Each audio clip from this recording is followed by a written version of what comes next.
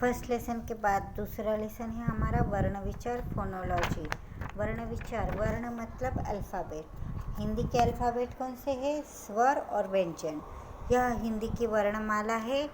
और अन्य वर्ण है आहा, अम, आहा, ढ, अ, ज, फ, क्ष, त्र, ज्ञ, श्र। ये वर्ण भी हिंदी वर्णमाला का अंग है। अम और आह अयोगवाह कहलाते हैं। अ, ज, फ आगत ध्वनियाँ हैं और अंग्रेज़ी भाषा से आया है। तो ज, फ आदि ध्वनियाँ अरबी फारसी से हिंदी में आए हैं। उसी प्रकार मांग में का ण, अंच, न और म पंचम वर्ण कहलाते हैं।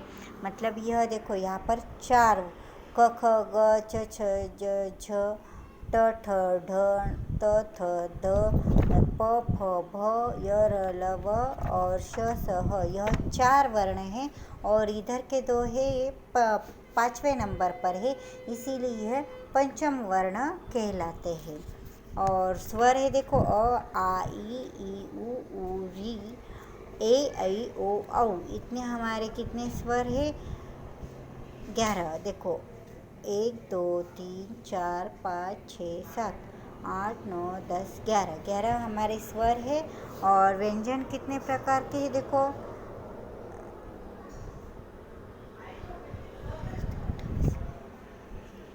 33 व्यंजन है। तो 33 व्यंजन और 11 स्वर मिलाकर 44, टोटल 44 वर्ण हैं। तो इन वर्णों में भी अमर, आग, इरादा, ईश्वर अपने मूल रूप में रहते हैं। तो क को आ जोड़ने पर का बनता है, जैसे का, की। तो हमारी 12 खड़ी देखो क, का, की, कु, के, कई, को, कौ, कम, कहा। वो इसी प्रकार इन स्वरों से मिलकर बनी हुई है। तो ह्रस्व स्वर के 3 भेद होते हैं। देखो स्वर के 3 भेद है, ह्रस्व स्वर, दीर्घ स्वर और प्लुत स्वर। ह्रस्व स्वरों में 4 स्वर होते हैं।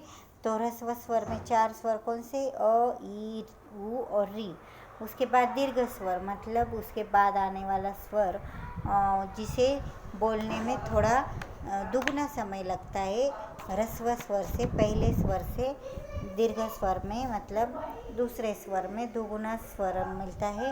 यह ह्रस्व स्वर 4 है और दीर्घ स्वर 7 है। 7 और 4 11 हो गया हमारे। ओके, तो देखो आ, ई, उ, दूसरी ई और दूसरा उ, ए, ऐ, ओ, औ। यह दीर्घ स्वर है।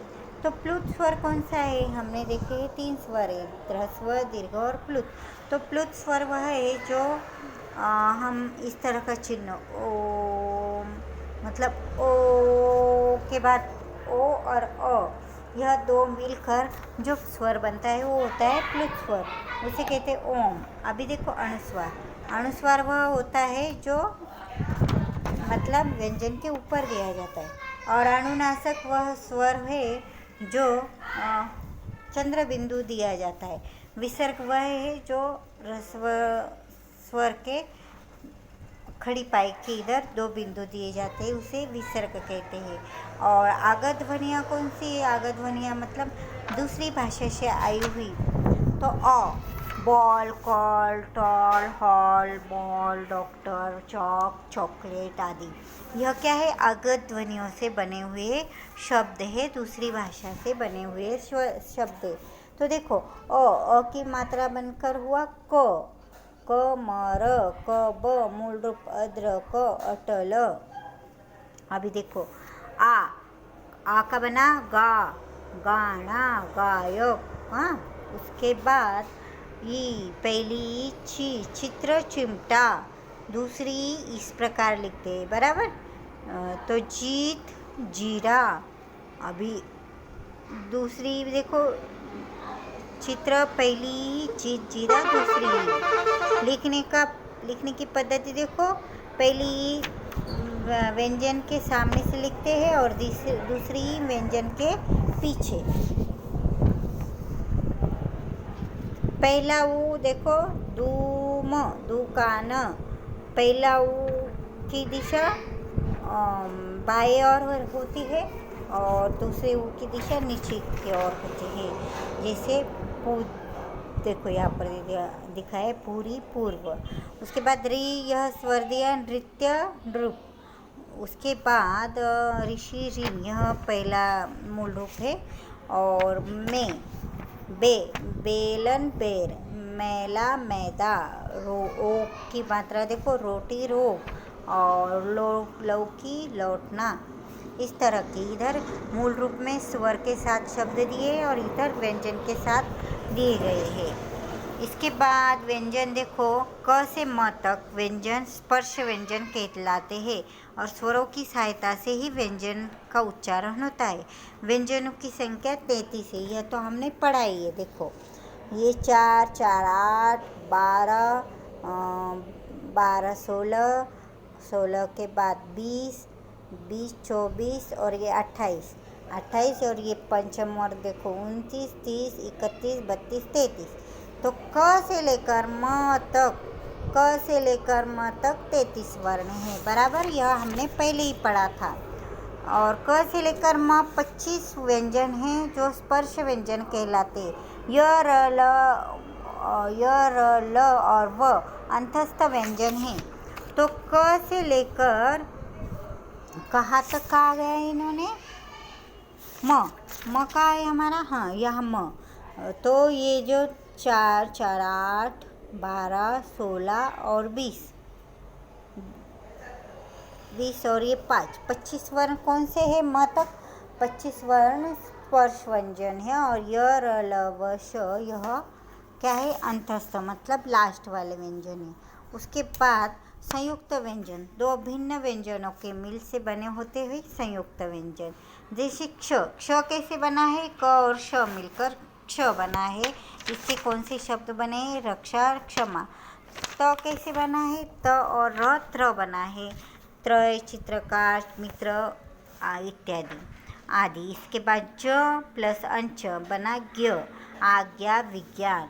और श्रवण का श प्लस र, श्र, हश्र, विश्राम, श्रम, श्रवण, श्रमिक इत्यादि। इसके बाद संयुक्त व्यंजन के बाद हमको पढ़ने का है द्वित्व व्यंजन। द्वित्व व्यंजन देखो कैसे है? द्वित्व व्यंजन देखो यहाँ पर क, सिक्का, सच्चा। और यहाँ पर दिए है छज्जा, सज्जा, सम्मान, अम्मा, सम्मान, छल्ला, दिल्ली, रस्सी, लस्सी। मतलब दो समान व्यंजन एक साथ आते हैं उसे कहते हैं द्वित्व व्यंजन। और दो अलग अलग व्यंजन एक साथ आते हैं उसे कहते हैं संयुक्ताक्षर। जैसे क, ख, मक्खी, मक्खन। क, य, वाक्य, क्योंकि। च और छ, स्वच्छ, अच्छा। द और य, वाद्य, विद्याएँ। त और य, सत्य, त्याग। और ग और य, भाग्य, 11। अभी हमको र के प्रकार पढ़ने के, जो हम 3rd स्टैंडर्ड से पढ़ते आ रहे हैं। र के प्रकार, पहला र है व्यंजन के ऊपर, उसे कहते हैं रेफ। रेफ के आकार में रहता है। जैसे कर्म, शर्त और वर्षा और धर्म, इस शब्द पर दिया गया है रेफ, उसी प्रकार से। अभी दूसरा र है हमारी जो व्यंजन है उसकी खड़ी पाई। खड़ी पाई मतलब उसके पैर के पास से जो पदेन दिया जाता है, इस तरह पदेन, तो वह होता है र का एक प्रकार। जैसे देखो नम्र, स्रोत, ग्रहण, ग्रह, प्रण, इस प्रकार। और तीसरा र का प्रकार है गोल गुंडी वाले जो अक्षर होते, जैसे ट और ड। तो ट और ड के नीचे इस प्रकार का त्रिकोण बनाते हैं, वो होता है र का प्रकार। जैसे ट्रक, महाराष्ट्र, ड्रामा, ड्रम इत्यादि एक्सेट्रा आदि। तो लास्ट वाला इस लेसन का है वर्ण विच्छेद। वर्ण विच्छेद मतलब जो हम शब्द पढ़ते हैं वह किस तरह बनता है मिलकर उसे पढ़ने का है। जैसे गीत, गीत में कौन से स्वर है वो हमको अभी अलग करने के हैं। तो गीत दूसरी मात्रा है, इसलिए ई की दूसरी मात्रा त में अ मिला है, गीत। ओके। कंगा देखो इस तरह बना है। दीक्षा में पहली ई की मात्रा, और श कैसा बना है हमने पढ़ा है, क और क प्लस श मिलकर क्ष बनता है। प्रेम प प्लस र प्लस ए प्लस म प्लस अ, इस तरह प्रेम बना है। और भक्ति देखो भ प्लस अ प्लस क प्लस त प्लस ई, भक्ति पहली इसलिए यहाँ पर ई भी पहली लिखी है। ट्रक देखो गोल घुंडी वाला है, ट प्लस र प्लस अ प्लस क प्लस अ। अभी आप देखो इसमें आपको एक बात यहाँ पर दिखाई देगी व्यंजन के बारे में कॉमन, कि व्यंजन के नीचे हलन दिया है क्योंकि व्यंजन आधा हो गया है। स्वर यह स्वतंत्र रहता है लेकिन व्यंजन स्वतंत्र नहीं होते, स्वर से मिलकर ही व्यंजन पूरा हो जाता है। इसलिए यहाँ पर स्वर अलग हो गया, इसलिए व्यंजन आधे अधूरे हो गए, इसलिए इनको हलंत दिया जाता है, मतलब ये आधे है, यह मतलब होता है इस हलंत का। अभी कृषि देखो क प्लस री प्लस श प्लस ई, वैसा हलन स्वर में नहीं होता क्योंकि स्वर स्वतंत्र होते हैं, स्वर आधे अधूरे नहीं रहते हैं व्यंजन के बिना, लेकिन व्यंजन आधे अधूरे रहते, पूर्ण नहीं होते स्वर के बिना। तो देखिए हम क्या पढ़े इस पाठ में, वर्ण भाषा की सबसे छोटी इकाई होती है जो अल्फ़ाबेट, स्वर और व्यंजन, यह सबसे छोटा माध्यम होता है भाषा का। क्या? वर्ण। वर्णों का व्यवस्थित समूह वर्णमाला कहलाता है। और वाङ्मय का ड़, अंच, न और म, यह पंचम वर्ण है। अम और आह अयोगवाह वर्ण है, स्वर है। अयोगवाह स्वर कहलाते हैं। स्वर के 3 भेद होते, ह्रस्व, दीर्घ और प्लुत। स्वरों के लिए निर्धारित चिन्ह मात्राएं कहलाते हैं। 2 भिन्न व्यंजनों के मेल से संयुक्त व्यंजन बनता है। 2 समान व्यंजनों से द्वित्व व्यंजन बनता है और 2 भिन्न व्यंजनों से संयुक्ताक्षर बनता है। शब्द के प्रत्येक वर्ण को अलग करके लिखना वर्ण विच्छेद कहलाता है। तो यह हमारा दूसरा लेसन भी हो गया। इस लेसन का बुक वर्क आपको नोटबुक में लिखने का है और चलना है।